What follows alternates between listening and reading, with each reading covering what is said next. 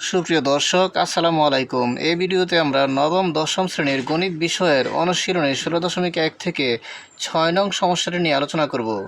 এখানে বলা আছে একটি ত্রিভুজের দুই বাহুর দৈর্ঘ্য যথাক্রমে 26 মিটার, 28 মিটার এবং ক্ষেত্রফল 182 বর্গমিটার হলে বাহুদ্বয়ের অন্তর্ভুক্ত কোণ নির্ণয় করো। এখানে আমাদেরকে একটি ত্রিভুজের দুটি বাহুর দৈর্ঘ্য দিয়ে দিয়েছে এবং ত্রিভুজটির ক্ষেত্রফল দিয়ে দিয়েছে। আমাদেরকে বাহু দুটির অন্তর্ভুক্ত কোণ নির্ণয় করতে হবে। আর আমরা জানি কোনো ত্রিভুজের যদি দুটি বাহুর দৈর্ঘ্য দেওয়া থাকে এবং তাদের অন্তর্ভুক্ত কোণ দেওয়া থাকে তাহলে তার ক্ষেত্রফলের সূত্র হবে হাফ ইন্টু বাহুদ্বয়ের গুণফল ইন্টু বাহুদ্বয়ের অন্তর্ভুক্ত কোণের সাইন। যেহেতু এখানে ত্রিভুজটির ক্ষেত্রফল দেওয়া রয়েছে তাহলে আমরা লিখতে পারি হাফ ইন্টু বাহুদ্বয়ের গুণফল ইন্টু বাহুদ্বয়ের অন্তর্ভুক্ত কোণের সাইন সমান 182। তাহলে প্রথমে আমরা ধরে নিই যে একটি বাহুর দৈর্ঘ্য এ এবং অপর বাহুটির দৈর্ঘ্য বি। তাহলে আমরা এখানে লিখতে পারি, মনে করি ত্রিভুজের বাহুদ্বয় যথাক্রমে এ সমান 26 মিটার এবং বি সমান 28 মিটার এবং ক্ষেত্রফল 182 বর্গমিটার। তাহলে আমরা এখানে লিখে নিলাম, মনে করি ত্রিভুজের বাহুদ্বয় যথাক্রমে এ সমান 26 মিটার ও বি সমান 28 মিটার এবং ক্ষেত্রফল 182 বর্গমিটার। আর যেহেতু আমরা জানি একটি ত্রিভুজের দুটি বাহুর দৈর্ঘ্য এবং তাদের অন্তর্ভুক্ত কোণ দেওয়া থাকলে ত্রিভুজটির ক্ষেত্রফল নির্ণয়ের সূত্র হচ্ছে হাফ ইন্টু বাহুদ্বয়ের গুণফল ইন্টু বাহুদ্বয়ের অন্তর্ভুক্ত কোণের সাইন। তাহলে আমরা লিখতে পারি, সুতরাং ত্রিভুজের ক্ষেত্রফল সমান হাফ ইন্টু বাহুদ্বয়ের গুণফল ইন্টু অন্তর্ভুক্ত কোণের সাইন। তাহলে আমরা এখন লিখে নিলাম, সুতরাং ত্রিভুজের ক্ষেত্রফল সমান হাফ ইন্টু বাহুদ্বয়ের গুণফল ইন্টু অন্তর্ভুক্ত কোণের সাইন, অর্থাৎ হাফ ইন্টু এ বাহু এবং বি বাহুর গুণফল ইন্টু বাহুদ্বয়ের অন্তর্ভুক্ত কোণের সাইন, অর্থাৎ half into A B into sine theta. আর আমরা প্রশ্ন থেকে পাই ত্রিভুজটির ক্ষেত্রফল 182 বর্গমিটার।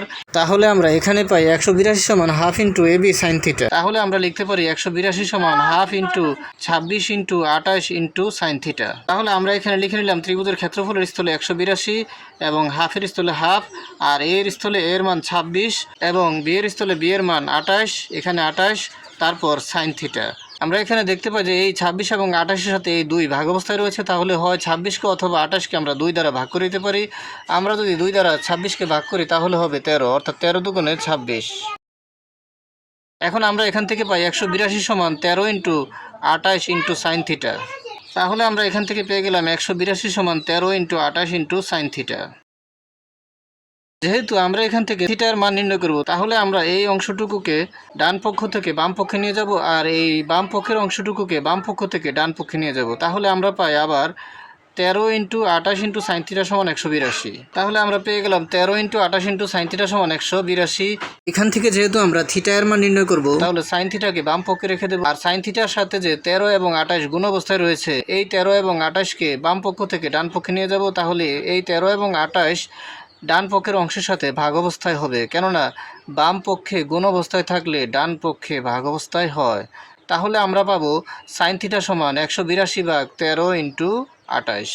এখন এই 182-এর সাথে 13 এবং 28 ভাগ অবস্থায় রয়েছে। এখন আমরা দেখব কোন সংখ্যাটি দ্বারা 182 নিঃশেষে বিভাজ্য হয়। যদি 13 দ্বারা বিভাজ্য হয় তাহলে আমরা 13 দ্বারা 182-কে ভাগ করে দেব, অথবা 28 দ্বারা বিভাজ্য হয় তাহলে 182-কে 28 দ্বারা ভাগ করে দেব। এখানে আমরা 13 দ্বারা যদি 182-কে ভাগ করি তাহলে আমরা পাই 14, অর্থাৎ 13 দ্বারা 182 সংখ্যাটি নিঃশেষে বিভাজ্য হয়। 13 দ্বারা আমরা ভাগ করে পাই 14, অর্থাৎ 14, 13, 182। তাহলে এখান থেকে 182 এবং 13 কাটা যায়, আর থেকে যায় উপরে 14, নিচে থাকে 28। 14কে 14 দ্বারা ভাগ করলে 14 একে 14, আর 14 দ্বারা 28কে ভাগ করলে 14 দুগুণে 28। তাহলে আমরা এখান থেকে পাই উপরে 1 এবং নিচে 2। সুতরাং সাইন থিটা সমান আমরা পাই 2/1, অর্থাৎ হাফ। তাহলে আমরা এখানে লিখে নিলাম সাইন থিটা সমান হাফ। আর আমরা জানি সাইন 30 ডিগ্রি এর মান হাফ। তাহলে আমরা এখানে হাফের স্থলে লিখতে পারি সাইন 30 ডিগ্রি। তাহলে আমরা এখানে পেয়ে গেলাম সাইন থিটা সমান সাইন 30 ডিগ্রি। আর যেহেতু আমরা এখান থেকে থিটার মান নির্ণয় করব, তাহলে উভয় পক্ষ থেকে সাইন কেটে দিলে আমরা পাই থিটা সমান 30 ডিগ্রি। সুতরাং আমরা থিটার মান পেয়ে গেলাম 30 ডিগ্রি। অর্থাৎ উক্ত ত্রিভুজের যে দুটি বাহুর দৈর্ঘ্য দেওয়া ছিল 26 মিটার এবং 28 মিটার, আমাদেরকে বলা হয়েছে তাদের অন্তর্ভুক্ত কোণ নির্ণয় করতে। আর আমরা উক্ত বাহুদ্বয়ের অন্তর্ভুক্ত কোণ থিটা সমান পেয়ে গেলাম 30 ডিগ্রি। তাহলে আমরা এখন লিখতে পারি, সুতরাং বাহুদ্বয়ের অন্তর্ভুক্ত কোণ 30 ডিগ্রি অ্যান্সার। তাহলে আমরা এখন লিখে দিলাম, সুতরাং বাহুদ্বয়ের অন্তর্ভুক্ত কোণ 30 ডিগ্রি অ্যান্সার। আজকের মতো এ পর্যন্তই। ভিডিওটি ভালো লাগলে লাইক, কমেন্ট ও শেয়ার করে দিবেন এবং চ্যানেলটি সাবস্ক্রাইব করে পাশে থাকার অনুরোধ জানিয়ে সকলের সুস্বাস্থ্য কামনা করে এখানেই শেষ করছি। আসসালামু আলাইকুম।